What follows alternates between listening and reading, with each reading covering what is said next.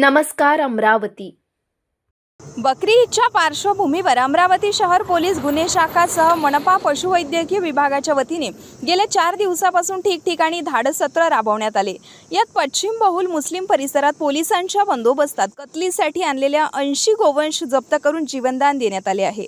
मनपा पशुवैद्यकीय अधिकारी डॉक्टर सचिन बोंद्रे यांनी गुन्हे शाखा पोलीस निरीक्षक संदीप चौहान, नागपुरी गेट पोलीस निरीक्षक हनुमंत उर्ला गोंडावार सह पोलीस ताफा बंदोबस्तात धाडसत्र राबवले। या दरम्यान काहींनी कारवाई दरम्यान अडचण निर्माण करण्याचा प्रयत्न केला असता डॉक्टर सचिन बोंद्रे यांनी कारवाईचा इशारा दिलाय। वेळोवेळी नागरिकांना शासकीय कामात अडथळा निर्माण करू नका असे आवाहनही करण्यात आले आहे।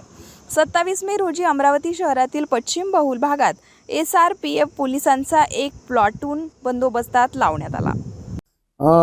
बकरीद कल 28 तारीख को है। इस उपलक्ष्य पर पुलिस स्टेशन, क्राइम ब्रांच और महानगर पालिका की टीम इनके तरफ से पूरे एरिया में जहाँ पर भी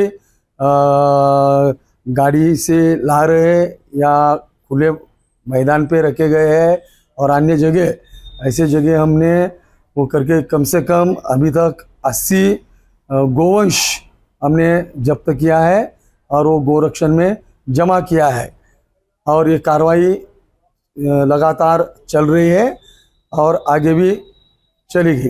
त्या संदर्भाने माननीय जिल्हाधिकाऱ्यांनी जे आदेश दिले होते त्या आदेशानुसार, माननीय आयुक्तांनी जे आदेश दिले होते त्या आदेशानुसार आम्ही क्राइम ब्रांच, संबंधित पोलीस स्टेशन आणि पोलीस आयुक्त कार्यालय यांचे प्रतिनिधी अशा गोपनीय आमच्या ज्या टीम्स आहेत त्या टीम सर्व संवेदनशील भागांमध्ये फिरत आहेत आणि अशा ह्या कारवाया करत असताना गेल्या 4 ते 5 दिवसांमध्ये आम्ही 80च्या वर गोवंश जप्त केलेला आहे आणि तो गोवंश सुखरूप गोरक्षण संस्था या ठिकाणी जमा केलेला आहे। या कारवाईमध्ये आम्हाला सर्व अमरावतीकरांना, अमरावतीमधील ज्याही ठिकाणी संवेदनशील भाग आहे त्यांना आमचं जाहीर आवाहन आहे की कुठल्याही पद्धतीने गोवंश हत्या बंदी कायद्याचं उल्लंघन होता कामा नये।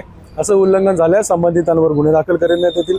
तसेच संबंधित पोलीस स्टेशन मार्फत जप्त केलेले जनावरे बकरीद ईद नंतरच आम्ही त्यांना हस्तांतरित करू आणि जे आम्ही कारवाई सध्या करत आहोत या कारवाईमध्ये पोलीस प्रशासन, महानगरपालिका प्रशासन आणि जिल्हाधिकारी महोदय यांच्या सर्व टीम्स आपल्यावर लक्ष ठेवून आहेत। त्यामुळे सर्व नागरिकांनी नियमानुसार बकरीद साजरी करावी।